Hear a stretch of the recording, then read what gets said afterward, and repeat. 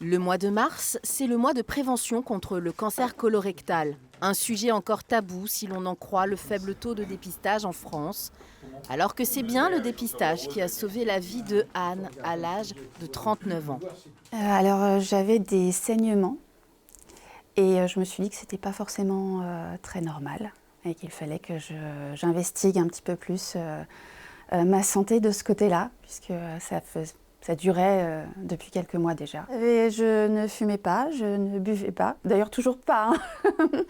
Mais non, pas de facteur à risque particulier, si ce n'est une vie trépidante dans laquelle je mettais mon travail et mes enfants en avant. Voilà, je n'avais pas, et ma santé, la dernière roue du carrosse. En Sarthe, l'année dernière, le taux de dépistage n'était que de 40,3%, à peine 35% en France. La Ligue contre le cancer et les professionnels visent un objectif de 65% de personnes dépistées à partir de 50 ans pour réduire les risques de mortalité liés au cancer colorectal.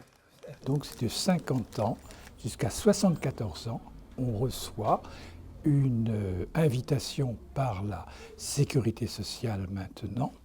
Ensuite, on va chercher cette enveloppe bleue, soit auprès du médecin traitant, soit auprès du pharmacien maintenant, soit auprès des spécialistes, ou encore, il y a un site sur Internet.